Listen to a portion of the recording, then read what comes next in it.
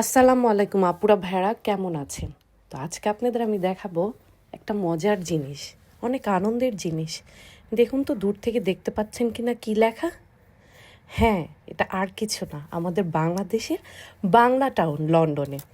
এটা হচ্ছে অনেকশো বছর আগে লন্ডনে বাংলাদেশের প্রথম বসতি এই বাংলা টাউনে।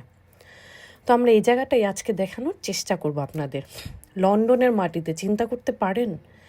এটা দেখবেন, এটার ভিতরে সব বাংলাদেশিদের দোকানপাট, সব বাংলাদেশি মানুষদের আড্ডাখানা, যত বাংলাদেশি অনুষ্ঠান হয় বাংলা টাউনে হয়। কি সুন্দর করে লেখা, ওয়েলকাম টু বাংলা টাউন। এখানে সবচেয়ে বড় কথা হচ্ছে বাংলায়ও লেখা আছে। দেখলেই মনটা ভরে যায় যে এক টুকরো বাংলাদেশ আমাদের লন্ডনে। তো চলুন একটু ভিতরে যাই, গিয়ে আপনাদের দেখানোর চেষ্টা করি।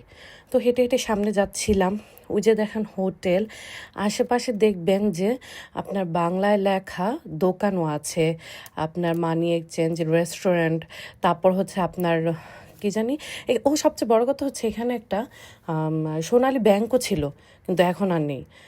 তো তারপরে ওই যে দেখেন আমার মতো আরেকজনও ছবি তুলছে আপনার ব্রিকল্যানে। তারপরে হচ্ছে পার্লার, ওই যে ফিশ বাজার, তারপর রেস্টুরেন্ট। আরেকটা জিনিস দেখায় আপনাদের, এটা আগে ছিল এখন আর নেই, ওই যে বাংলায় লেখা একটু বড় করে দেখাই, আপনারা নিজেরাই দেখতে পারবেন। দেখুন কত ভাল লাগে না? এটা ছিল চিক্স স্যান্ডি স্ট্রিট। দেখেছেন বাংলায় লেখা, কত ভাল লাগে। ভাবা যায় বিদেশের বাড়িতে এরকম বাংলায় লেখা, কত সুন্দর না বলেন? আলহামদুলিল্লাহ আলহামদুলিল্লাহ। তো যাই হোক, আশেপাশে সব দোকানগুলি এগুলো কিন্তু সব বাংলায়।